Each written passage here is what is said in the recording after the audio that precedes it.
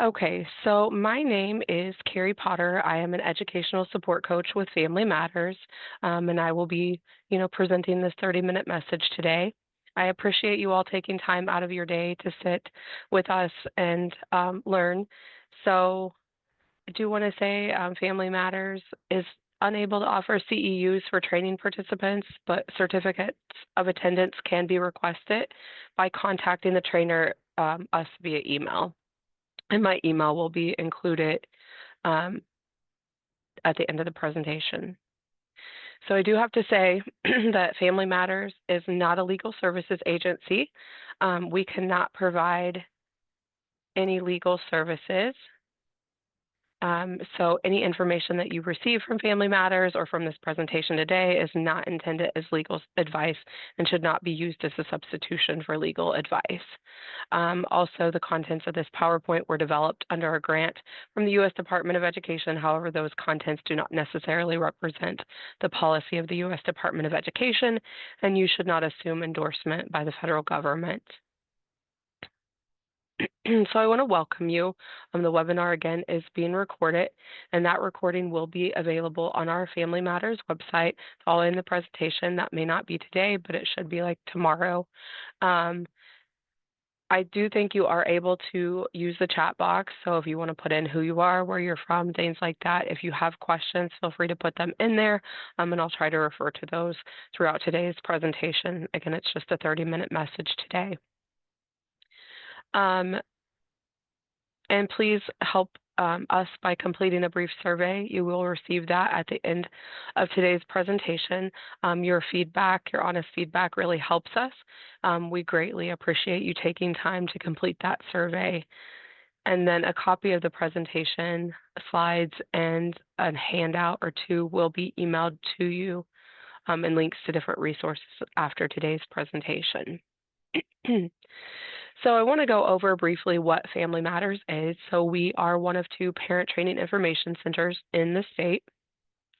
We are federally funded, and there's at least one parent center in each state. We cover 94 counties in the state of Illinois, and then there is another parent center. Their information is enclosed in this presentation. They cover, I want to say, 8 counties in the Chicago region. So as Family Matters, we have an educational advocacy helpline. I do answer calls through that helpline as an educational support coach. So if you contact our office, you would either talk to myself or Abby. We also offer an educational surrogate parent program. If you have further questions about that, feel free to reach out to our office for further information. We offer Compass, which will be coming in probably January, and that is kind of a comprehensive training that covers the different areas of special education. It would help you understand the special education process, help you understand IDEA, or the Individuals with Disabilities Education Act, things like that. We also offer a training through DAISY. I was trained on information through DAISY on data collection or understanding data and becoming a family data leader for parents or caregivers whose children are birth through 5. We also offer multiple trainings on special education advocacy topics and different special education topics. We have self-advocacy blogs or vlogs, video blogs on our website by a couple of different self-advocates who do an amazing job. We also offer a quarterly newsletter and a quarterly transition news blast that focuses more on transition age students and transition, to adult life resources. And we offer a monthly podcast. This is myself and Abby Mars. We're the 2 educational support coaches with Family Matters. We provide presentations to caregivers, self-advocates, professionals. We're the ones that work with, people who contact our office by phone, by email, things like that. You would be in touch with, more than likely one of the 2 of us. So I want to jump into the topic today. Today we're going to talk about decoding the ABCs of special education and understanding acronyms. We definitely can't cover all of the acronyms in 30 minutes in special ed, but this is just kind of a parent-friendly guide to navigating special education terminology. Um, so what we hope you learn today, or what we want you to learn, is the meaning of key special education acronyms. We want you to understand how these acronyms relate to your child's education and learn practical tips to apply this knowledge in real-life situations. And then we also want you to walk away with resources to support ongoing learning and advocacy. So, different objectives that we want you to learn or gain is understanding. I mean, this is kind of repetitive, but, just understanding those acronyms. We'll introduce you, like I said, to some, not all, but we do have a resource that I'll send out to you that covers quite a few acronyms. Um, so there are a lot of different common acronyms that you should know or want to know or be familiar with when your child is receiving special education services, or, you think your child may need special education services or some form of services at school. So IDEA is the Individuals with Disabilities Education Act. You want to be familiar with IEP. An IEP is an individualized education program. Section 504 is Section 504 of the Rehabilitation Act. This is one, we students have a lot of students have Section 504 plans. They may not need the supports that some students need the support through an IEP, like special education services. Some students need supports through a Section 504 plan. Those are different. So you want to understand what those are and what the differences are between them. FAPE is another common acronym that we use a lot. It stands for Free Appropriate Public Education. LRE stands for least restrictive environment. You look at what is the least restrictive environment for an individual student. So we'll discuss these a little further. So IDEA, it's a federal law that ensures services to children with disabilities. IDEA is the cornerstone of special education services in the United States. So understanding this act really helps families know their rights and what services may be available to their child. IDEA, or the Individuals with Disabilities Education Act, governs how states provide early intervention, special education, and related services to students or children with disabilities. And IDEA protects the rights of children with disabilities and their families. So it's really important to kind of get familiar with IDEA if your child does receive services or you think they may. It's something that you want to learn more about and to kind of have an understanding of.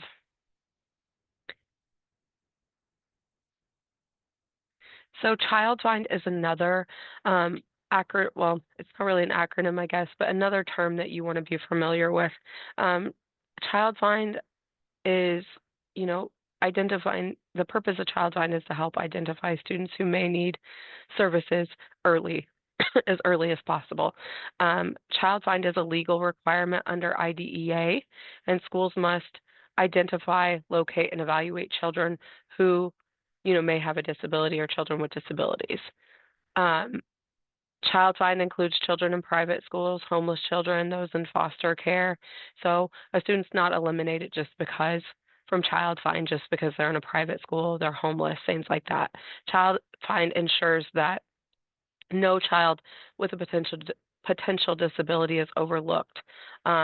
So it emphasizes early intervention and the importance of evaluation. So, a family has rights under Child Find. If you have concerns about a student or your child, you can request an evaluation, and the school is responsible for Child Find. You have to walk through those steps. The evaluation process, the school would have to determine, if they feel like if the student's eligible, or, that they agree to move ahead, things like that. But there are rights under Child Find. FAPE is another acronym that we hear often. It stands for Free Appropriate Public Education. So with FAPE, it's a cornerstone of IDEA. FAPE ensures that education is provided at no cost to families. So again, FAPE, it's a free appropriate public education that students are entitled to, and it's tailored That free appropriate public education is going to be tailored to the child's unique needs through specialized instruction and services. So again, we talked about IEPs earlier, that free appropriate public education, any services that are determined to be needed by that particular child would be written into that IEP. Any specialized instruction services, things like that would be written and tailored into that IEP specifically for that individual student.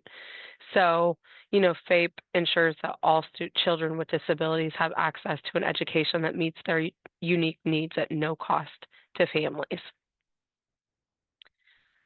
So we talked a little bit about LRE, or at least what it is, the term at the beginning of the presentation.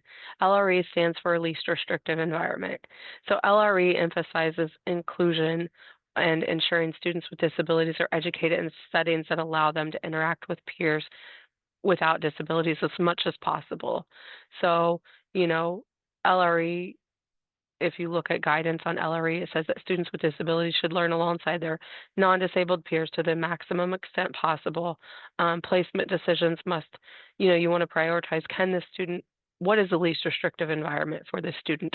If you look at the ISBE, or Illinois State Board of Education Parent Guide, there is a chapter, I think it's chapter 7, focuses on LRE, or the least restrictive environment, and they have a nice visual in that document that is a continuum of placement. It starts with, you look first at, can the student be educated in the general education setting with no accommodations and supports?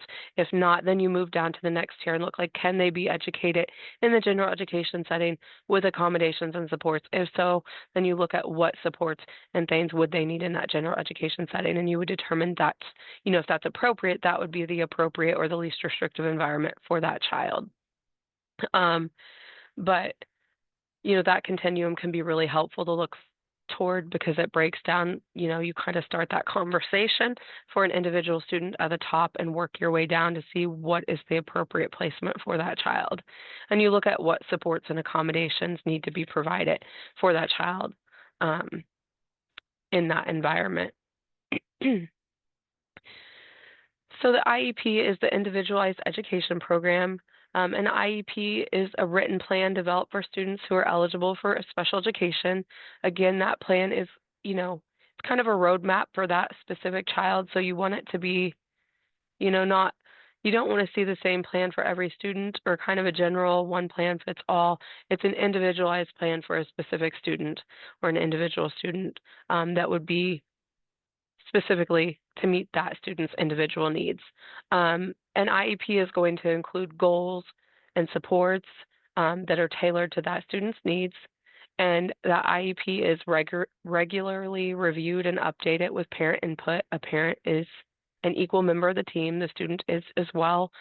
Typically, you see students invited at 14 and a half in Illinois, but they can be invited earlier. So IEPs are at least reviewed annually, but a meeting can be requested sooner if there are concerns. But an IEP is really it's a critical tool for ensuring that a child receives that free appropriate public education, and it outlines the specific supports that specific child is going to need to access, curriculum and their education. So sometimes a student may not be found eligible for an IEP or special education services, and then that may lead to a conversation of, okay, the student's not eligible for special education services through an IEP. Are they eligible for a Section 504 plan? So a 504 plan helps students access education or their education on an equal basis. It's essential for students who may not qualify for an IEP but still need accommodations. And, a 504 is a plan as well. And a 504 provides accommodations to support learning and participation. So, there may be some students who have a medical condition where they don't need special education supports. Maybe they're diabetic or have epilepsy, something like that. They need some accommodations and different things in place at school to support their medical needs, but wouldn't need an IEP. They may have a Section 504 plan, or There may be a student who may have autism or may have ADHD, but the impacts aren't of that diagnosis on their education aren't enough to warrant special education services through an IEP, but they may still, qualify for a Section 504 plan to have accommodations and supports put in place that way. So that's something to think about. There's a question in the chat about, can a student have an IEP and a 504 together? I've seen it both ways. Sometimes if I have seen students have both, but I also a lot of times see where if a student has a 504, they start with a 504, but then are found eligible at a later date for an IEP. Typically, what I see is that 504 is discontinued and an IEP is implemented to cover all of their needs. So I can't really say. I've looked into that. I don't know what the right answer is to that, but I have seen it both ways.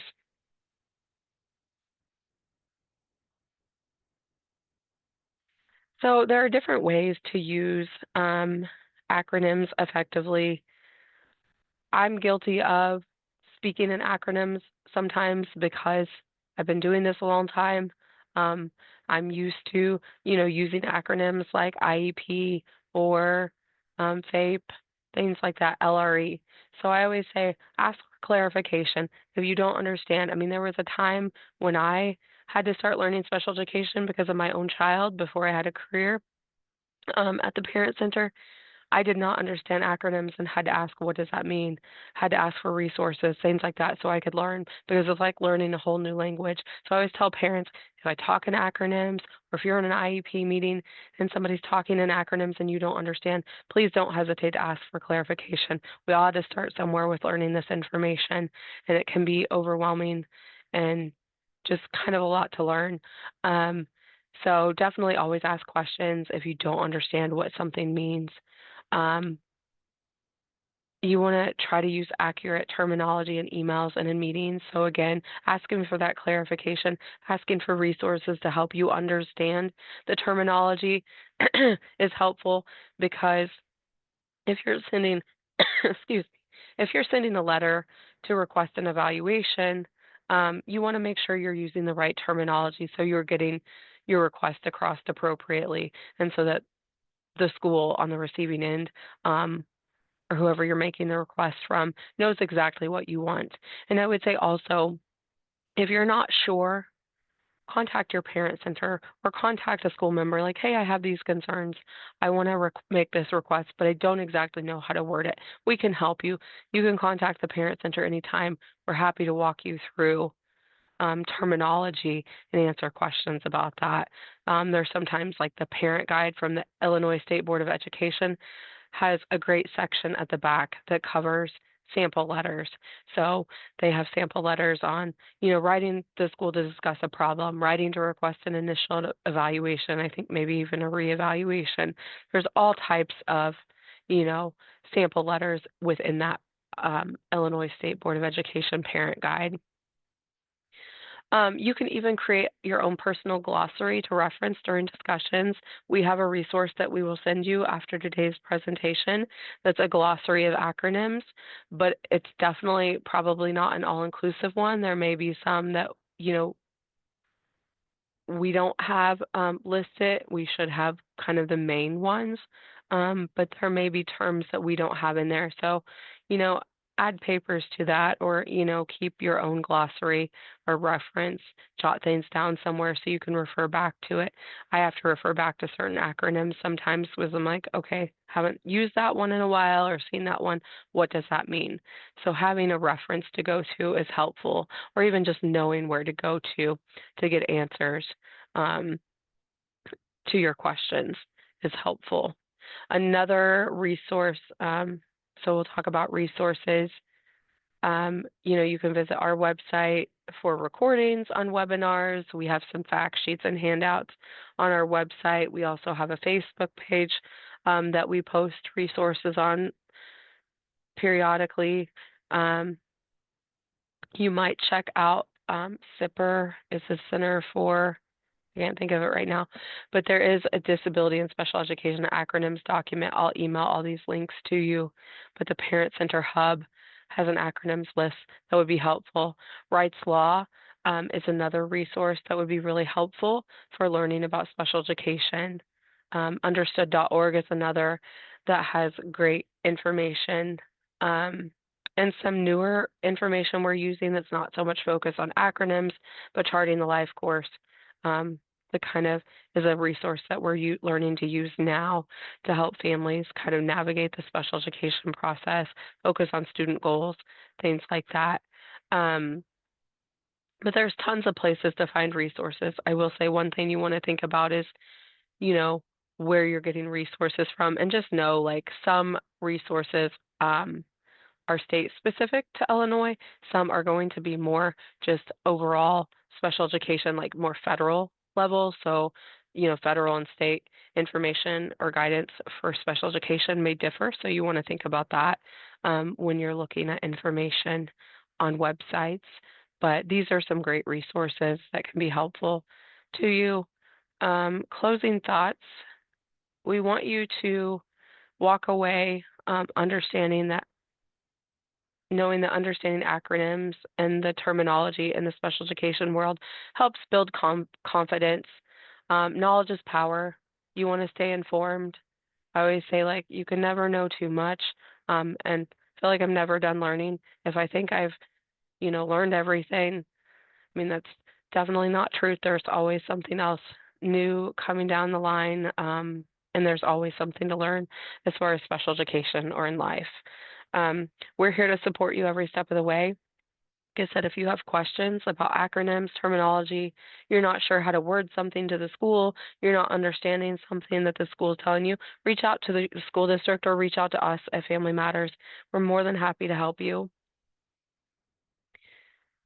And then we want you to have more of a familiarity with common special education acronyms after today's presentation. Again, we didn't cover all of them. There's no way to do that in a 30-minute message or even maybe an hour-long one. But if you have questions, let me know. We'll send you some more detailed resources that will help you further that learning of acronyms. We want you to walk away with confidence to use terms like acronyms and special education terms in meetings and in communication with school or, us at the parent center. And we want you to have knowledge of resources to continue your learning, which we'll send those to you. We also want you to feel more empowerment to advocate effectively for your child. And I think the more you know and the more you learn, the more empowered you will feel and the more comfortable you feel advocating for your child. Our contact information is here. Again, Family Matters covers 94 counties in the state, so this map might be a little hard to see, but we cover every county except for the ones that are blacked out up here in the right-hand corner. So if you're in these 94 counties, feel free to contact us. So anything outside of the Chicago area. This is our toll-free number, the 866-436-7842. So again, Family Resource Center on Disabilities is the second or the other parent center in Illinois. They cover McHenry, Lake, Kane, DuPage, Cook, Kendall, Will, and Grundy. Their number and website are included on the slide. I'll give you a minute to take that down if you need it.